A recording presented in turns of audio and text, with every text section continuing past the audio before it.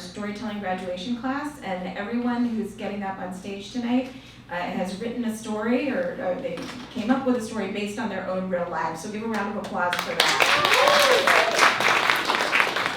So everything you're hearing is true tonight. Yes. And deep and dark and secret for some people.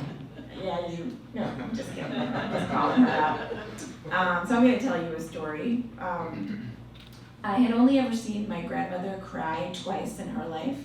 The first time was when Indira Gandhi was killed, and the second time was when Lucille Ball died. My grandma Mumji loved Lucy. She seriously loved Lucy. When I was little, she would babysit me and interpret every episode. Vijay பாரு Lucy சொல்றது ஏன்னா ஆடக்கூடாது ஏன்னா பாடக்கூடாது நான் கூட இந்த ஷோல இருக்கலாம் Ricky சொல்றது லூசி ஆடக்கூடாது நீ பாடக்கூடாது நீ வீட்ல இருந்துட்டு சோறு பண்ணணும் ஏன் ரிக்கி ஏன் ஆடக்கூடாது ஏன் பாடக்கூடாது பாரு விஷயம் பாரு அவ்வளவு பெரிய கண்ணு. So my grandma Mumji didn't understand a word of English, but she understood Lucy's big eyes, her fights with Ricky, and all the trouble she got into with Ethel.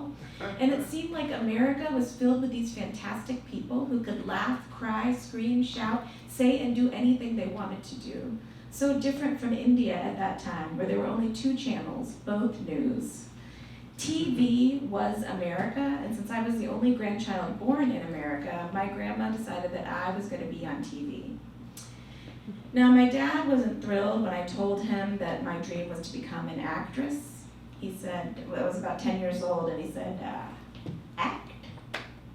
You want me to act? I will tell you how to act. You act like Albert Einstein and do your math homework. See, to my dad, only math and science were really important. Everything else was STUPID, stupid. But everything else was what I was good at. But even though he couldn't see it yet, I knew that I was destined for something greater than the science fair. So I made it my mission to become a star. And I tried out for every play and musical at my all-white elementary school. I got my first break in the 4th grade. I was cast as Martin Luther King. Perhaps I got the role because I was the closest thing that we had to a black man in the class. But I was still the lead. I didn't get to say much, though. We just recreated the assassination scene. I have a dream! Ah! In the 5th grade, we did a musical on oral hygiene, and I wanted to be the tooth fairy, but Jenny Loeb got the part.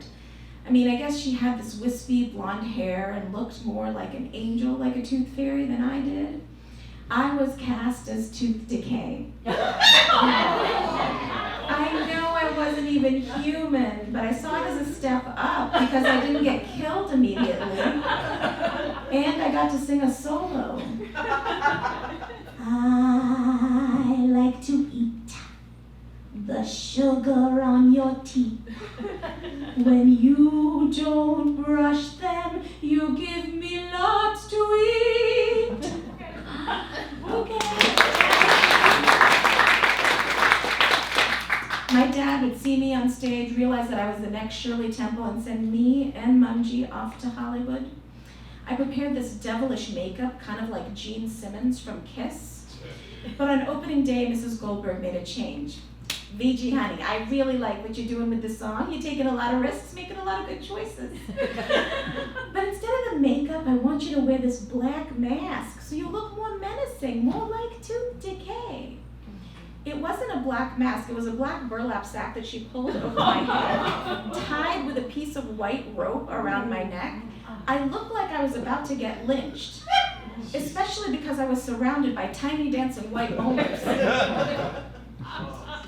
I wanted to protest, because first of all, I couldn't even see out of this mask, and if I couldn't see, then certainly my father wouldn't know that it was me up there.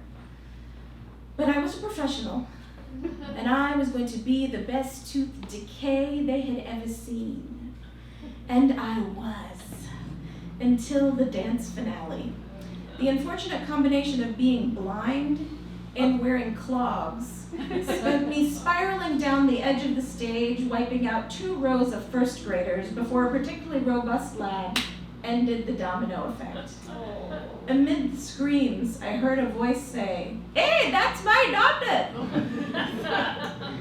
Finally, I make it to the 6th grade, and I know this is my last chance to prove to my father that I am meant to be a thespian. Because once I hit junior high, he's got my whole life planned out for me. Let's see, if you take AP Biochem in 7th grade, you could be pre-med by the time you're 14. I couldn't let that happen, so I put all my energy into auditioning for the 6th grade production of Julius Caesar. I was going to be Caesar's tragic wife, Calpurnia. I practiced like crazy every day for 2 weeks. My grandma was my acting coach. She didn't understand a word I was saying, but she appreciated all of my expressions and was a fan of big eyes and pointing for effect. After a stirring audition, I was sure that I had a part locked up. I ran to school the next day to check the cast list posted on Mrs. Rabinowitz's door. Brutus, Caesar, Calpurnia. Jill Green got the part.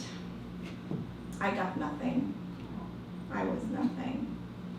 I couldn't go home and tell my grandma. She'd be so sad.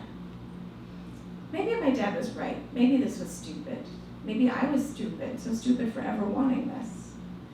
But in my heart, I knew, and I had to prove it just to myself.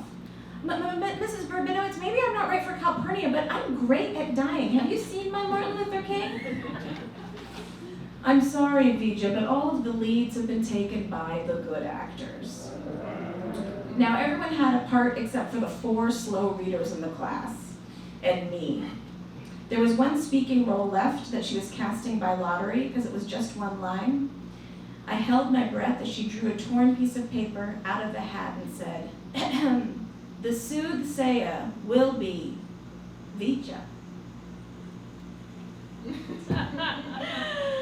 In that moment, the hand of God had come down and picked my name. I was the soothsayer, and my single and only pivotal line was, "Caesar, beware the Ides of March." Opening day, I was a wreck. My father, when my parents were there with my grandma Mumji, my father, they were all in the front row. My dad had put a book on computer programming with him because he always brought books to things that he knew would be boring. Oh, God. On my cue, I hobbled out, parting the citizens of Rome.